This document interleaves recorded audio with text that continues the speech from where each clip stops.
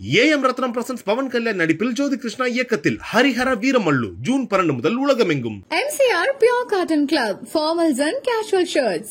Summer holidays வந்தாச்சு, நம்ம GT Holidays வந்தாச்சு. South India's #1 travel brand. இந்த மண்ணில் புதையுண்டு இருக்கக்கூடிய காட்சிகளாகட்டும், இல்லை கடலில் மிதக்கக்கூடிய காட்சிகளாகட்டும், இதெல்லாம் எதுக்காக நீங்கள் செய்கிறீங்கன்னு தெரிஞ்சுக்கலாமா? நம்ம இந்த பூமிக்கு வந்த கடமையை செய்யணும். இந்த கலி உலகத்தில் ஆன்மாவை பார்க்க முடியாது, தெய்வத்தை பார்க்க முடியாதுன்னு சொல்லுவாங்கல்ல, அது தவறு. இந்த கலி உலகத்தில் ஆன்மாவை பார்க்கலாம், தெய்வத்தை பார்க்கலாம். அது நீங்களும் உணர முடியுமா? பார்க்க காசிக்கெலாம் ஃபஸ்ட்டு நான் போகலை. ஃபஸ்ட்டு போனது திருவேரிக்காடு தான் போனேன். சாமியார்களை அப்போ தான் அகோரி அந்த இனத்தையே சந்திக்கிறேன் நான். அவங்கெல்லாம் கத்த ஆரம்பிச்சிட்டாங்க, அகோரிக்கு ராணி ஆஜா ஆஜான்னு சொல்லி. உங்களை பார்த்து அகோரிகள்லாம் அகோரி ராணின்னு கத்துனாங்க. ஒவ்வொருத்தவங்களாம் 5 குருமார்களை சந்தித்தேன். மூலாதாரம் முடிச்சிட்டேன், சுவாதிஸ்தானம் முடிச்சிட்டேன், மணிப்புரகம் முடிச்சிட்டேன், அனதகம். இந்த அனதகத்தில் உட்காந்துருக்கேன். இப்போ இது என்ன கோர்ஸ் ஆகுது? இல்லைம்மா, இது மண்டபத்தில் 12 மணி நேரம் இருந்தனே, எப்படி தன்னை மறந்த நிலையில் இருக்கணும். இந்த இமைகள் லைட்டாக கூட இப்படி அசையாது, இறந்து போன நிலையில ஆயிடுவோம்.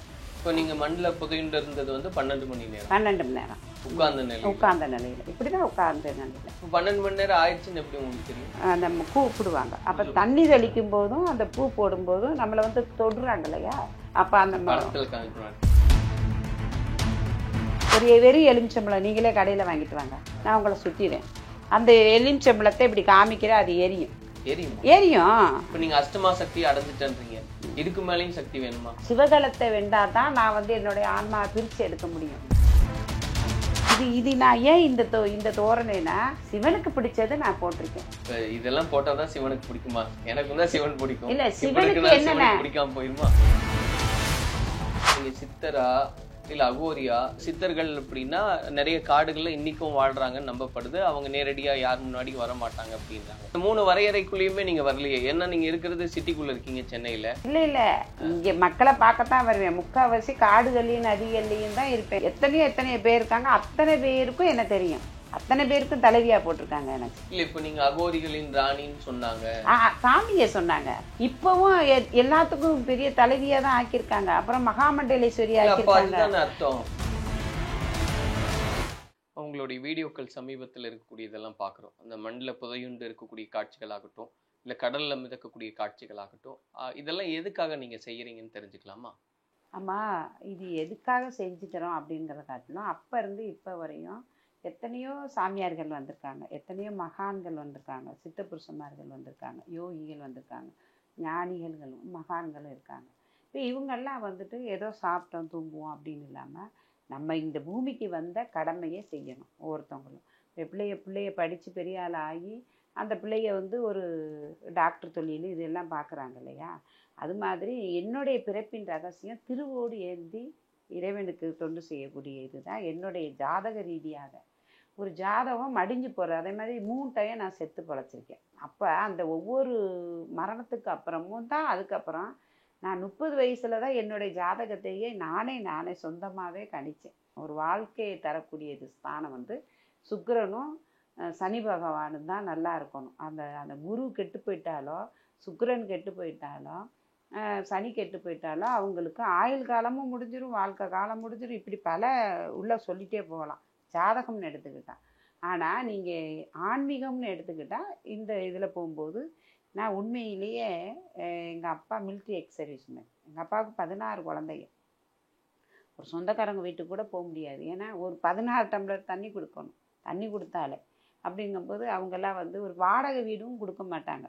ஏன்னா அவங்களுக்கு தெரியும் 90களில் வானம் பார்த்த பூமி. தண்ணிக்காக ரயில்வே ஸ்டேஷனில் போய் ரயில்வேலேருந்து தண்ணி பிடிச்சிட்டு வரணும். 80களெல்லாம் ரயிலில் போய் தண்ணி பிடிச்சிட்டு வரணும். தண்ணியே கிடைக்காது, அவ்வளோ ஒரு சண்டை. இப்போல்லாம் மக்கள் தண்ணியை ரொம்ப வேஸ்ட்டு பண்ணுறாங்க. அப்படிப்பட்ட கஷ்டமான காலத்தில் எங்கள் அப்பாவோட ஒரு சீதாராம் மடத்தில் உட்காந்து, அந்த மடத்தில் வர்ற பக்தர்களுக்கெல்லாம் சீதாராமாவோட சேர்ந்து நாங்கள் சேவை செஞ்சுட்டு இருந்தோம். அந்த வர மக்களுக்கெல்லாம் பூஜை பண்ணுவோம், ஆரத்தி எடுக்கவும் இது பண்ணுவோம். அப்போ சீதாராம் பாபா கேட்டாங்க, இது எங்கள் இனத்தில் பிறந்த குழந்தை, இது எங்களுக்கு கொடுங்க. அப்போ எங்கள் அப்பா யமனுக்கு 7 பிள்ளை கொடுத்தாலும் பிரத்தியாருக்கு நான் ஒரு பிள்ளை கொடுக்க மாட்டேன்ட்டு அது இது பண்ணிட்டாங்க. அதுக்கப்புறம் எங்கள் அப்பா உன்னுடைய விருப்பம் என்னம்மான்னு கேட்டதுக்கு எனக்கு எப்போவுமே பிள்ளையாரெல்லாம் பிடிச்சிக்கிட்டே தூங்குவேன். அப்போ என் தங்கச்சி ஒன்று இறந்து போச்சு, சுடுகாடு போவேன். சுடுகாட்டில் போயிட்டு அதை எப்படியாவது காப்பாற்றிடலான்னு சொல்லிட்டு அப்போல்லாம் வந்து ஏசப்பா வந்து அங்கே ஏசப்பா அந்த முஸ்லீமு ராமேஸ்வரத்தில் கிறிஸ்டினு எல்லாருமே என்ன பண்ணுவாங்க, ஒத்துமையாக இருப்பாங்க. இந்த இந்த ஜாதி இது வேதம் எதுவுமே இருக்காது. இவங்கக்கிட்ட இந்த நோன்பு கஞ்சி கொடுப்பாங்க, அவங்கக்கிட்ட இருந்து கேக்கு மிக்சர் கொடுத்து விடுவாங்க. கிறிஸ்டினில் அல்லலிய கூட்டம் தான், கிறிஸ்டினில் திரை போட்டு கட்டி அதில் படம்லாம் போடுவாங்க. ஒத்துமையாக இருப்பாங்க. வீட்டுக்கெல்லாம் அந்த வேஷம் கட்டிட்டு வந்து இது பண்ணுவாங்க. ஆனால் இங்கே தீபாவளி முறுக்குன்னா அதையும் கொடுப்பாங்க. இவ்வளோ ஒத்துமையாக இருப்பாங்க. அப்போ என் தங்கச்சி செத்த பிறகு அதை எடுத்துகிட்டு போய் தங்கச்சி எப்படினாலும் காப்பாற்றிடலான்னு நான் சுடுகாட்டிலேயே இருப்பேன். எல்லா சாமியும் ஒரே மாதிரி தான் கும்பிடுவோம். எல்லாமே பக்கம் பக்கமாகவே இருக்கும், கிறிஸ்டினாக இருக்கட்டும் முஸ்லீமாக இருக்கட்டும். இப்போ தான் நிறைய வந்து யார் விட்ட சாபமோ தெரியல, எல்லாருமே உங்கள் மேலே நான் கல்லெறிகிறதும் நீங்கள் என் மேலே கல்லெறிகிறதுமா இருக்குது. அப்போல்லாம் ஃபேன் கிடையாது, கலர் டிவி கிடையாது, லைட்டு கிடையாது. அப்போல்லாம் ஒரு லைட்டு இருக்கிறவங்க வீடு கோடீஸ்வர வீடுன்னு சொல்லுவாங்க. ஒவ்வொரு வீட்லேயும் லைட்டு ஃபேன் எதுவுமே இருக்காது. சும்மா ஒரு இந்த இப்படி மூடுற டிவி இருக்கும், அது ஏதோ ஒரு வீட்டில் தான் இருக்கும். அந்த வீட்லேயும் இதுக்குன்னே நாங்கள் டியூஷன் போவோம். அந்த அப்போ ஒளியும் போடுவாங்க. அப்போ அந்த நாங்கள் போய் அங்கே உட்காந்து பார்ப்போம். அப்படியே அவ்வளோ ஒரு கஷ்டமான ஒரு சூழ்நிலை. தண்ணிக்கெல்லாம் மைல் கணக்கில் தலையில் 3 குடம் இடுப்பில் 2 குடம் வச்சுட்டு தண்ணி எடுத்துகிட்டு வருவோம். மைல் கணக்கில் போய் தண்ணி எடுத்துகிட்டு வருவோம். இந்த மாதிரி இருக்கையில் அப்போ திரிவேணி காடுன்னு சொல்லிட்டு, திரிவேணிக்கு சங்கமம் சொல்கிறது போகிறேன். காசிக்கெலாம் ஃபஸ்ட்டு நான் போகலை. ஃபஸ்ட்டு போனது திரிவேணி காடு தான் போனேன். இந்த பாருங்கள், இந்த ஃபோட்டோ என்னுடைய ஃபோட்டோ. தலை போட்டிருப்பேன் பாருங்களேன், மேலே வந்து ஜடா போட்டிருப்பேன். நல்ல முடி எனக்கு இவ்வளோ கிடக்கும் எனக்கு. அங்கே போய் கங்கா யமுனா சரஸ்வதி 3 நதி ஒன்று சேர்றது. அது வந்து அவ்வளோ ஒரு குப்பையாக இருக்கும். அதில் போட்டில் வச்சு கூட்டிகிட்டு போய் நடுவில் போய் தான் இறங்கணும். அந்த தண்ணி இவ்வளோ தண்ணிக்குள்ளே இறக்கி விடுவாங்க.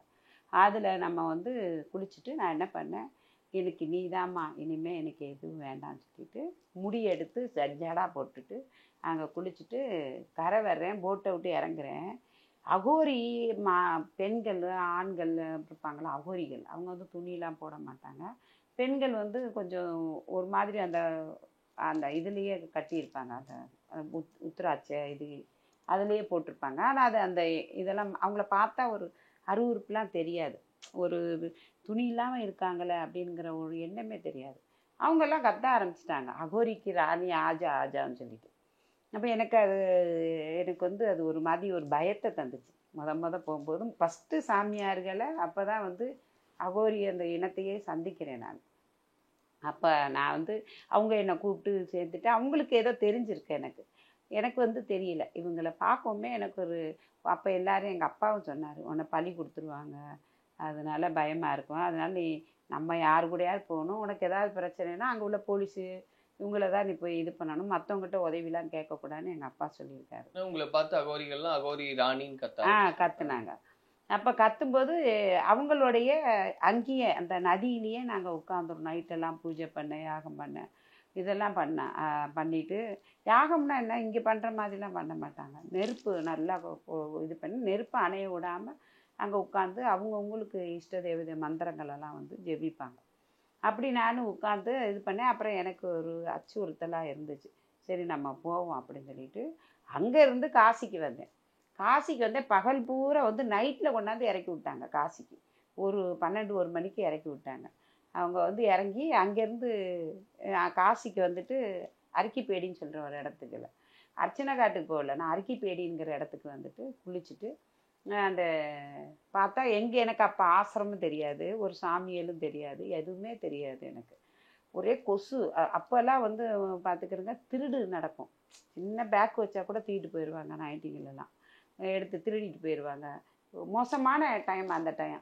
அப்போ நான் போய் உட்காந்து நான் ஒருத்தி தான் உட்காந்துருக்கேன். இப்போ குளிப்போம்மா, குளித்தா ஐஸு, தண்ணி பூரா ஐஸு, குளிப்போம்மா வேண்டாமா, கொசு வேறு இப்படி தடவிக்கிட்டு உட்காந்துருக்கேன். கொசு ரொம்ப அப்படி கடிக்குது. அப்போ ஒரு பெரிய ஜடை வச்சு ஒரு சாமி வந்தார். சாமி வந்துட்டு என்னை கேட்டார், அப்போ அகிலா ஆயாக்கா அப்படின்னு. நான் சொன்னேன், ஆமாம் நான் அதை ஹிந்தியில் சொன்னேன், நான் தனியாக தான் வந்தேன், ஆனாலும் என் கூட வந்து சிவன் இருக்கார், எனக்கு பயம் இல்லை அப்படின்னு நான் சொன்னேன். அப்போ அவர் என்ன பண்ணார், அவர் ஒரு சும்மா அந்த வடை மாதிரி கொடுத்தாரு, பக்கோடா இது மாதிரி கொடுத்தாரு. அது சாப்பிட்டேன், அவ்வளோதான்.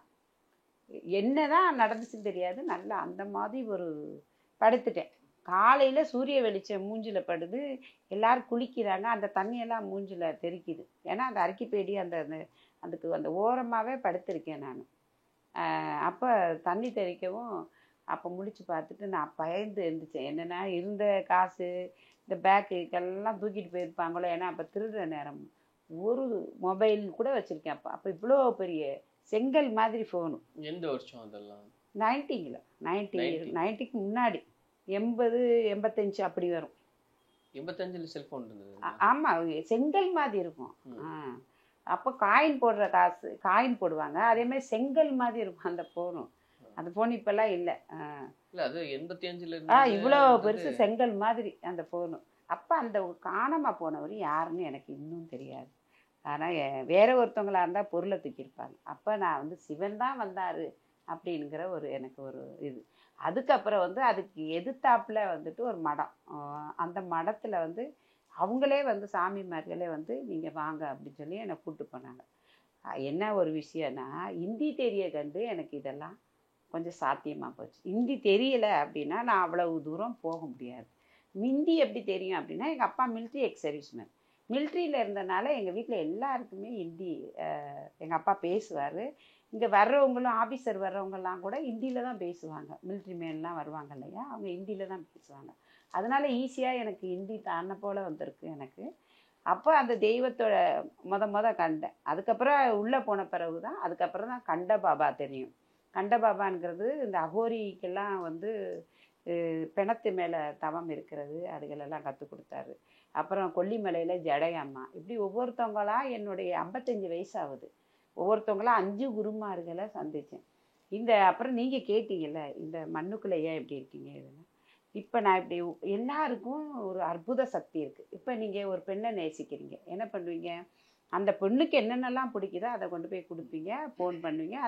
அந்த நேசித்து அந்த பொண்ணை உங்களோட செட்டு சேர்க்கறதுக்கு எல்லாம் முயற்சி பண்ணுவீங்க. அதே மாதிரி தான் பிரபஞ்சத்தை அணுகிறதும் ஆன்மாக்களை பார்க்குறதும். இந்த கலியுக உலகத்தில் ஆன்மாவை பார்க்க முடியாது, தெய்வத்தை பார்க்க முடியாதுன்னு சொல்லுவாங்கள்ல, அது தவறு. இந்த கலியுக உலகத்தில் ஆன்மாவை பார்க்கலாம், தெய்வத்தை பார்க்கலாம். அது நீங்களும் உணர முடியும். இதுதான் என்னுடைய சவால். உணர முடியுமா, பார்க்க முடியுமா? அசரடி கேட்க முடியும் ஒன்று. இன்னொன்று உணர முடியும். இப்போ நீ கண்ணை மூடி இருக்கும்போது உங்களை வந்து தொடுறது, ஒருத்தவங்க தடவி கொடுக்கறது, ஒருத்தவங்க வந்து காதில் பேசுகிறது, இதெல்லாம் நீங்கள் தச்சுருவமாக அப்படி பண்ணலாம், பார்க்கலாம். அது மாத்திரல எங்கே இப்போ லண்டன், அமெரிக்கா, வெளிநாடுகள்லாம் இருக்காங்கன்னு வைங்க, அவங்களுடைய பிரச்சனைகளை நான் இங்கே இருந்துகிட்டே கனவு உலகத்தில் போயிட்டு தீர்க்க முடியும். இது அத்தனையும் தவத்தினால் மாத்திரமே. மூலாதாரம், சுவாதிஷ்டானம், மணிப்புரகம், அன்னதகம், விசும்பி, ஆக்கினை, துரிதம், துரியாயுதம், சக்திகளம். சக்திகளத்தை விடுங்க, ஆக்கினை இருக்கு இல்லையா. நான் வந்து இப்போ வந்து மூலாதாரம் முடிச்சிட்டேன், சுவாதிஷ்டானம் முடிச்சிட்டேன், மணிப்புரகம் முடிச்சிட்டேன், அனதகம். இந்த அனதகத்தில் வந்து உட்கார்ந்துருக்கேன். இப்போ இது என்ன கோர்ஸ் ஆகுது? இல்லைம்மா, இது வந்து சக்கரம். அப்படி இந்த சக்கரத்தை நீங்கள் ஆக்டிவேட் பண்ணும்போது நீங்கள் இப்படி உட்காருறீங்க 12 மணி நேரம் அப்படின்னா உங்கள் உடம்புல மூச்சு விடுறது கூட உங்களுக்கு தெரியாது. உங்களை விட்டு உங்கள் ஆன்மா பிரியும். அப்போ தான் நீங்கள் உட்கார முடியும். இல்லைன்னா நீங்கள் ஒரு 10 நிமிஷம் கூட இப்படி உட்கார முடியாது. மண்ணுக்குள்ளே 12 மணி நேரம் இருந்தனே எப்படி தன்னை மறந்த நிலையில் இருக்கணும். அப்போ வந்து வெடி போடட்டும், காதுக்கிட்ட வந்து வெடியை போடட்டும். மோளம் அடிப்பாங்க, பெரிய இந்த சண்டிவம் மோளம்னு சொல்லுவாங்கல்ல, அடிப்பாங்க. இந்த இமைகள் லைட்டாக கூட இப்படி அசையாது. இறந்து போன நிலையில் ஆயிடுவோம். இங்கே வந்து லாக் ஆயிரும். சும்மா நீங்கள் இப்படி இருந்தீங்கன்னா உமிழ் நீர் வந்து ஊறிக்கிட்டே இருக்கும். அது இப்படி வடிய ஆரம்பிச்சிடும் நமக்கு உமிழ். இல்லைன்னா நம்மளை அறியாமல் அப்படி வாயெல்லாம் திறக்க ஆரம்பிச்சிருவோம். ஆனால் இந்த தவநிலையை இந்த சக்கரத்தை ஆக்டிவேட் பண்ணாதான் இறந்த நிலைக்கு நம்ம அப்படியே கல்லாக இப்படி உட்கார முடியும். நீ வரப்போகிற மகா சிவராத்திரி இருக்கு இல்லையா, அதுக்கு 12 மணி நேரம் இப்படி கல்லாகவே 2 நாள் உட்கார்றதுக்கு அந்த தவநிலையை இப்போ மேற்கொண்டுட்ருக்கேன். இப்போ நீங்கள் மண்ணில் புதையுண்டு இருந்தது வந்து 12 மணி நேரம். 12 மணி நேரம் உட்கார்ந்த நிலையில் இப்படி தான் உட்கார்ந்த நிலையில். இப்போ 12 மணி நேரம் ஆயிடுச்சுன்னு எப்படி உங்களுக்கு தெரியும்? இவங்க வந்து தண்ணி தெளிப்பாங்க. தண்ணி தெளித்து பூ போட்டு வெள்ளை அடித்து நம்ம கூப்பிடுவாங்க. அப்போ தண்ணி தெளிக்கும் போதும் அந்த பூ போடும்போதும் நம்மளை வந்து தொடுறாங்க இல்லையா, அதில் வந்து நமக்கு அப்போ நம்ம எங்கே போயிருந்தாலும், நம்ம ஆன்மா போயிருந்தாலும் ஒரு மாதிரி இப்படி இழுக்கும், சேக்கு இழுக்கும். அப்போ அந்த படத்துல காமிக்கிறதுல நீங்களே உணர்ந்து பாருங்க. இது படங்கள்லாம் கிடையாது. இது இல்ல அந்த மாதிரி காட்சி அமைப்பெல்லாம் நான் பார்த்திருக்கேன். அதுக்காக இது இது நமக்கு உள்ள, அது வெளியே தெரியாது. இப்ப நான் இப்படி இருக்கேன்னா, இப்படி அசைகிறதுனா அது வெளியே தெரியாது, உள்ள தெரியும். அந்த ஆத்மா உள்ள வர்றது தெரியும். ஒரு மனிதன் அஷ்டமா சித்தி அடைகிறான். நான் வந்து இப்போ அறிக்கை விட்டுருக்கேன், அஷ்டமா சித்தியை நான் அடைஞ்சிட்டேன் அப்படிங்கிறத சொல்லியிருக்கேன். இந்த அஷ்டமா சித்தி என்ன அப்படின்க்க, அதாவது இந்த அஷ்டமா சித்திங்கிறது கர்மா. இந்த கர்மா என்ன, மரணம், தம்போதரம், அப்புறம் வந்து விந்து வேசனம்னு சொல்லுவாங்க, அது மாதிரி உச்சடம், மோகனம், அதே மாதிரி வசியம், இதெல்லாம் வந்து அஷ்டமா சித்திக்குள்ளே அடக்கம். இந்த மாதிரி நம்ம பிறக்கும் போதே ஔவையார் மாதிரி, காரைக்கால் அம்மையார் மாதிரி, மகான் மாதிரி, இந்த 64 சித்தர்கள் மாதிரி எத்தனையோ புருஷன்மார் அவங்க பிறக்கும் போதே சவுக்கடியை கொடுத்து பிறகு வைப்பாங்க. அவங்க நாட்டுக்காக விதைக்கப்பட்ட விதைகள். அப்போ இவங்க இந்த அஷ்டமா கர்மத்தை கையில் எடுத்து ஒரு விஷயங்கள் செய்யும்போது இவங்களுக்கு எத்தனை பேர் வந்து குடங்குடமாக தலையில் தண்ணி வச்சுருப்பாங்க, அதை பாரத்தை கீழே இறக்கும்போது அவங்களுடைய கர்மா எங்களை வந்து சேரும். அதனால தான் நிறைய சாமியார்கள் பாருங்கள் தலை வெடித்து சாவாங்க, வண்டியில் விபத்தில் சாவாங்க. அவங்களுடைய மரணம் ரொம்ப கொடூரமாக இருக்கும். இல்லை இப்போ நீங்க சொன்ன மாதிரி சாமியார்களுடைய மரணம் வந்து ரொம்ப கொடூரமா இருக்கும்னு நான் கேள்விப்பட்ட வரைக்கும் அப்படி இல்லையே. உண்மையாவே ஒரு ஆன்மீகத்தில் இருந்திருக்காங்கன்னா அவங்களுடைய மரணம் வந்து ரொம்ப அமைதியானதா தானே இருந்திருக்கு. இன்னைக்கு மலேசியாவில் பெரிய ஒரு ஜாம்பவான் இன்னைக்கு பேசினாரு. அவர் வந்து ரொம்ப கொடூரமாக படுத்த படுக்கையாக இருக்காரு.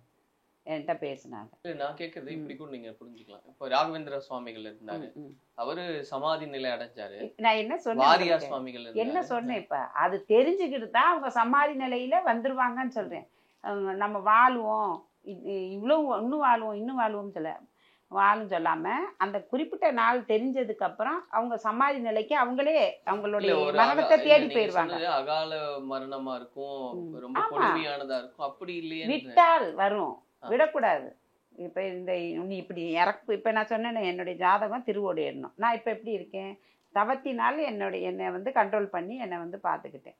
அதே மாதிரி என்னுடைய மரணம் தெரியும் போது இப்படி கொடூரமாக நான் சீக்கிரமாகவே என்னுடைய நாட்களை குறிச்சிட்டு போய் உட்கார்ந்துடணும். அது ஜீவ சமாதியிலையோ இதுலேயோ உட்கார்ந்துடணும். அதுதான். அது உங்களுக்கு தெரியுமா? தெரியும். இப்போ உங்ககிட்ட நான் பேச வந்த நோக்கமே சிம்பிள் தாம்மா. இப்போ நீங்க பாத்தீங்கன்னா இந்த தண்ணியில மிதக்கிறதாகட்டும், இல்ல இந்த புதஞ்சிருக்கிறதாகட்டும், இதெல்லாம் எதுக்காக பண்றீங்க அப்படின்றதுதான். இப்ப நீங்க அஷ்டமா சக்தி அடைஞ்சிட்டேன்றீங்க, இதுக்கு மேலேயும் சக்தி வேணுமா? ஆமா, அதாவது மூலாதாரம் சொல்லிட்டேன். மூலாதாரம் சுவாதிஷ்டானம், மணிப்புரம், அனாதகம், விசிண்டிங்கிறது இதுதான். ஆக்கின துரிதம் துரியாயுதம், சக்திகலம், சிவகலம். சிவகலத்தை வென்றாதான் நான் வந்து என்னுடைய ஆன்மாவை பிரித்து எடுக்க முடியும், தண்ணி மேலே உட்கார முடியும். நான் இப்போ தண்ணியில் இவ்வளவுக்கு உட்காருவேன், பத்மாசனம் போட்டு உட்காருவேன். கடல்ல நிலையில இருந்தீங்க, அதுவும் இருப்பேன். அது வந்து சும்மா தலையில உட்கார்ந்துருக்கேன். நான் எடுத்து காமிச்சிருக்காங்க. நடு தண்ணியில இப்படி பத்மாசனம் போட்டு உட்கார முடியாது, கவுத்தி விட்டுரும். அதுவும் அலை அடிக்குது இல்லையா, கவுத்தி. ஆனா நான் அப்படியே உட்காருவேன், மணிக்கணக்கில் உட்காருவேன், அப்படியே உட்காருவேன். நடக்க முடியுமா? என்ன கேள்விப்புறம். ஆனா நான் உட்காருவேன். ஆனா அது மேல உட்காரணுங்கிறதா என்னுடைய தவத்தின் உச்சம். தண்ணி மேல உட்காரணும். முடியும். நடக்க முடியுமா? நடக்கிறதுக்கு எனக்கு தெரியாது. அப்ப ஏசப்பா நடந்ததாக சொல்லியிருக்காங்க. ஆனா அது வந்து சும்மா. ஆனா உட்கார முடியும் அப்படிங்கிறது நான் படுத்து காமிச்சிருக்கேன். அதே மாதிரி கையங்காலையும் செயினில் கட்டி, சங்கிலியில் கட்டி, பின்னாடி காலெல்லாம் கட்டி போட்டிலேருந்து தூக்கி போட்டுருவாங்க. கீழே அடியில் போயிட்டு மேலே வந்து மிதந்தே இருப்பேன். அதுவும் மணிக்கணக்கில் இருப்பேன். அதே மாதிரி தவம் இருக்கும்போதும் மணிக்கணக்கில் கிடப்பேன். அப்படி மூஞ்சில் அந்த உப்பு எல்லாம் பொறிஞ்சி இப்படி உடச்சி எடுப்பேன். அந்த அளவுக்கு தண்ணியில் கிடப்பேன். தண்ணிக்குள்ளேயே கிடப்போம்ல, அந்த உப்பு அலையெல்லாம் அடித்து மூஞ்சில் அந்த உப்பு காஞ்சி அதை உடச்சி தோலோட உரிச்சி எடுக்கணும். அந்த அளவுக்கு தண்ணிக்குள்ளே இருப்பேன் நான். அது ஏன் அப்படின்னா என்னுடைய குருநாதர் வந்து நீ இதுக்குள்ளேயே ஒருத்தவங்களை நேசிக்கிற மாதிரி நீ அந்த கங்கா அம்மாவை முழுசாக நேசித்து உள்ளே போகும்போது ஒன்றா நான் கற்றுக்கிறல, அந்த கங்கா அம்மாவே கற்றுக் கொடுக்கும். அதுவே நமக்கு எல்லாமே கற்றுக் கொடுக்கும். நீ இப்படி இரு, அது பண்ண. அதே மாதிரி கடலில் படுத்திருப்போம். நீங்கள் என்ன வேணாலும் நினைக்கிறேன்னு யாரும் தப்பாக நினைச்சாலும் நினச்சிக்கிறோங்க. நம்மளுடைய இந்த அலைகளை மறந்துடுவோம். தண்ணியில் கிடப்போனுங்கிற அந்த நினைவுகளே மறந்துடுவோம். அந்த அலைகள் சவுண்டு இருக்காது காதில். தண்ணிக்குள்ளே தானே கிடப்பி, அந்த அலை சவுண்டு இருக்காது.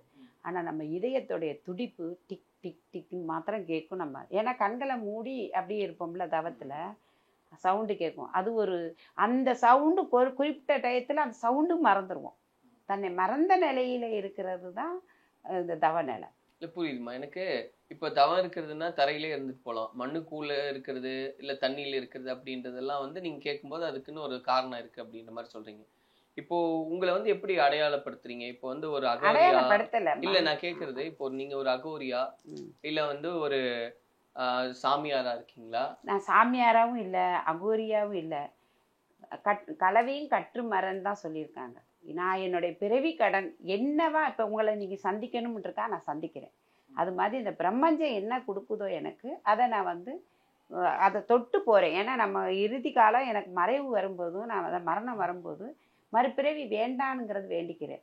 இது ஒன்றும் சாதாரண வேண்டுதல் கிடையாது. இதுக்கு பிரம்மஞ்சத்தோட போராடணும். இதுக்கு இந்த தவசக்தி எல்லாம் ரொம்ப அவசியம். இல்லை அதுதான் கேட்கணுமா? இப்போ இல்லை நீங்கள் சித்தரா இல்லை அகோரியா சாமியா? அது நீங்கள் என்ன கல்லா நினைச்சா கல்லு, அம்மாவா நினைச்சா அம்மா, இப்போ நீங்களே பாட்டியை சொல்லுங்க நினைச்சா சித்தர் பாட்டி. அப்படின்றது உங்க பேர்லயே இருக்கு.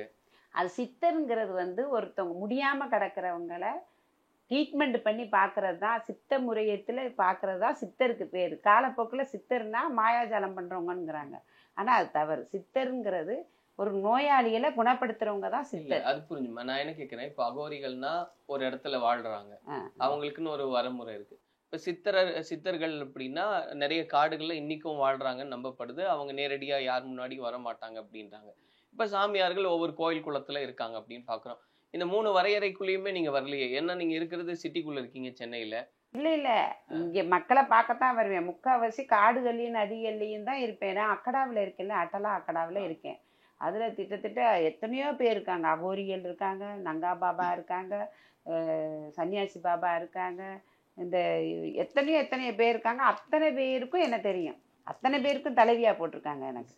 சரி, அந்த ஊரில் இப்போ திருப்பி என்னை அங்கேயே தான் இருக்க சொல்கிறாங்க. ஆனால் நான் பிறந்தது எங்கே, இங்கே இல்லை. இப்போ நீங்கள் அகோரிகளின் ராணின்னு சொன்னாங்க, சாமியை சொன்னாங்க. இப்போவும் எல்லாத்துக்கும் பெரிய தலைவியாக தான் ஆக்கியிருக்காங்க. அப்புறம் மகாமண்டலேஸ்வரி ஆக்கியிருக்காங்க. அர்த்தம் இல்லை, நான் அதெல்லாம் ஏற்றுக்கறல, ஏற்றுக்கவே இல்லை. நீங்கள் வந்து மனுஷி தான். நான் மனுஷி தான், சாமி நான் சொல்லவே இல்லை. இது நான் ஏன் இந்த தோரணைனா, சிவனுக்கு பிடிச்சதை நான் போட்டிருக்கேன், அவ்வளோதான். நான் சிவனை நேசிக்கிறேன், சிவனுக்கு பிடிச்சதை நான் போட்டிருக்கேன். அதே மாதிரி சிவனை நான் வந்து கையில் வரைஞ்சிருக்கேன். அவரோடையே நான் இணைஞ்சி வாழ்கிறேன், என்னுடைய அப்பாவா. இல்லை எனக்கு என்னன்னா, இதெல்லாம் போட்டாதான் சிவனுக்கு பிடிக்குமா? எனக்கு தான் சிவன் பிடிக்கும். இல்லை, சிவனுக்கு என்னென்ன பிடிக்காம போயிருமா? இப்போ துபாய் போகிறோம், அங்கெல்லாம் கலட்டி வச்சு தான் ஆகணும், ஏர்போர்ட்ல போட விட மாட்டாங்க, அது வேற. ஆனா எனக்கு அவரை பிடிச்சிருக்கு, அதனால போட்டிருக்கேன். இப்போ இந்த அஷ்டமா சித்தி வந்து எனக்கு இருக்கு அப்படின்னு சொல்லும்போது, இப்போ ஒரு இவ்வளவு ஜென்மம் வரைக்கும் என்னால சொல்ல முடியும்னுலாம் சொல்றீங்க. அது சோதிச்சு பார்க்கணும்னு எனக்கு எண்ணம் இல்லை. ஆனாலும் இப்ப எல்லாருக்கும் தெரியணும் இல்லையா? நான் கேள்வி கேட்கற நோக்கமே உங்களை ஏதாவது சொல்லணும் இல்ல கேட்கணும் அப்படின்ற எண்ணம் இல்லை. ஆனா உண்மையாவே உங்களுக்கு ஒரு எண்ணத்தோட இந்த ஆன்மீக துறைக்குள்ள நீங்க வந்திருக்கீங்க. இன்னொன்னு இத்தனை இதுல வந்து இன்னொரு விஷயம் அப்படின்னா, இப்போ உங்கள் வீட்டில் தகடு எடுக்கிறாங்கன்னு வைங்க. உங்கள் வீட்டில் வந்து யாரோ செய்வனை வச்சு தகடு வச்சுட்டு போயிட்டாங்க.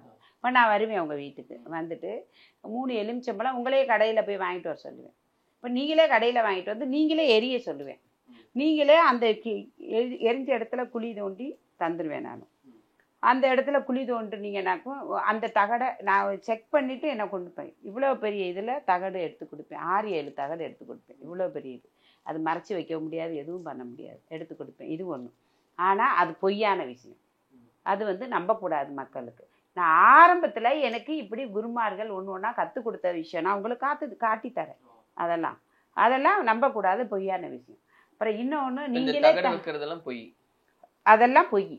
ஆமாம், நம்பக்கூடாது. சாமின்ற பேரில் பித்தலாட்டம் பண்ணுறாங்க, உண்மைதான். ஆமாம், அதே மாதிரி சஞ்சி வேறு சொல்கிறது, அதுவும் என்கிட்ட இருக்குது, அதுவும் நான் செஞ்சு காமிக்கிறேன். அதுவும் பொய் தான். அதுக்கப்புறம் வந்து நீங்கள் தகடு நீங்களே வாங்கிட்டு வருவீங்க, நீங்களே தகடு வாங்கிட்டு வருவீங்க, நீங்களே உங்கள் கையெழுத்தை போட்டு ஒரு குடுவையில் போட்டு பூட்டி எடுத்துகிட்டு போயிருவீங்க. நீங்கள் வீட்டில் போய் பார்த்தீங்கன்னா அந்த தகடு உங்ககிட்ட இருக்காது, காணாமல் போயிடும். அந்த தகடு என்கிட்ட இருக்கும். ஆமாம், மேஜிக்கும் கிடையாது. இதுவும் வந்து எந்த ஒரு பிரயோஜனமும் கிடையாது. அது நான் காட்டுறேன். இந்த மாதிரி எல்லாம் பண்ணி ஏமாத்துறாங்க மக்களை, இது தப்பு. இது ஒண்ணு. அப்புறம் வந்து ஒரு வெறும் எலுமிச்சம்பழம் நீங்களே கடையில வாங்கிட்டு வாங்க, நான் உங்களை சுத்திடுறேன். அந்த எலுமிச்சம்பழத்தை இப்படி காமிக்கிறேன், அது எரியும். எரியும், அது எலுமிச்சம்பழம் எரியும். இதுவும் காமிச்சு தரேன், ஆனா இதுவும் பொய். சரி. அதே மாதிரி எல்லார் கையிலையும் ஊதுபத்தி தரேன், அந்த ஊதுபத்தி தானா எரியும். இதுவும் வேஸ்ட். ஆனா மக்களுக்கு பிரயோஜனமானது என்னது?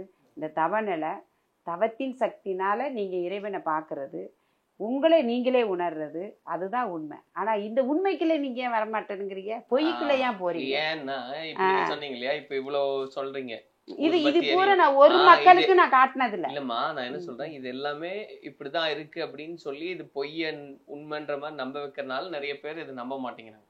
அதான விஷயம். இது பொய் நம்புறாங்களே. ஆனா நான் என் மக்களுக்கு நான் இவ்வளவு தெளிவா ஏன் சொல்றேன், நான் ஒரு மக்களுக்கு கூட இந்த மாதிரி நான் காமிச்சது கிடையாது. ஏஎம் ரத்னம் பிரசன்ஸ் பவன் கல்யாண் நடிப்பில் ஜோதி கிருஷ்ணா இயக்கத்தில் ஹரிஹர வீரமல்லு ஜூன் 12 முதல் உலகமெங்கும். MCR Pure Cotton Club formals and casual shirts. Summer holidays வந்தாச்சு, நம்ம GT Holidays வந்தாச்சு. South India's #1 travel brand.